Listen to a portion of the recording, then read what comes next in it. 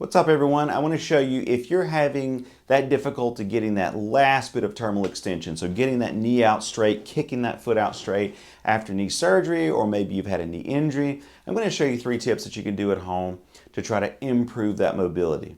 Number 1 is going to be a low load, long duration stretch.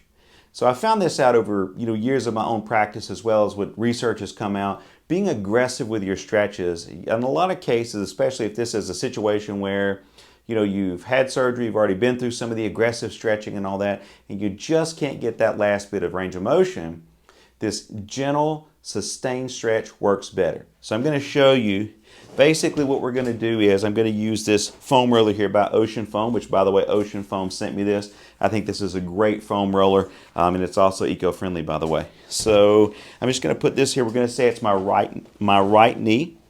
I'm going to put my leg out like this and just let this sit here in this position.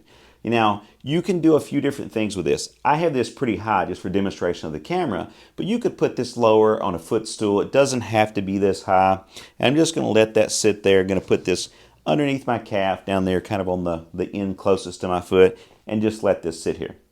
Number 2 is going to be, we're going to do some mobilizations for the knee, just some easy, gentle, oscillating mobilization. So I'm going to go right above, here's my knee here. I'm going to go right above my knee joint. I don't want to push down the kneecap right now, just on the knee joint. And I'm just going to kind of push down and just kind of oscillate. I'm just pushing down towards the mat with this. Now, if this is a bit too aggressive or painful, we can pull our foam roller or towel roll, whatever you're using, a little further up closer to the knee. You just don't want to cross behind the knee, so still stay below the knee with it. And then I'm going to push down the same way. Just pushing down, not aggressive, just kind of oscillating downwards.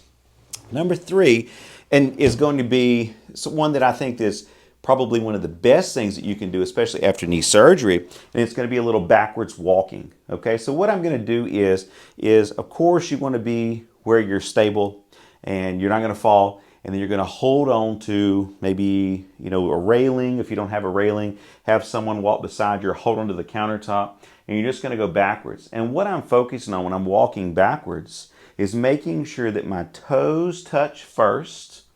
And then my toes are going to touch. And then I'm going to roll through onto my heel, really focusing on straightening and flattening out my knee before I push off and make another step.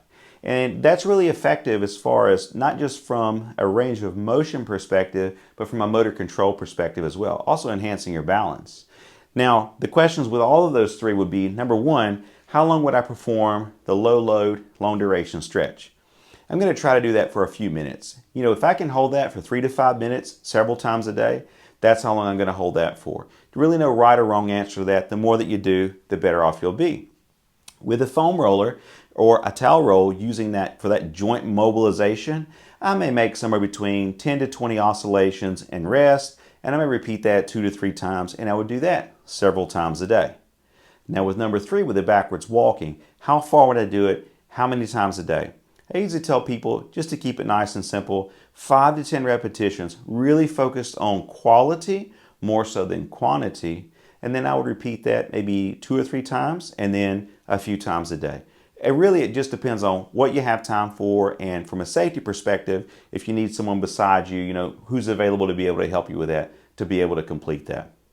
I hope these 3 tips help, guys, and thanks so much for watching.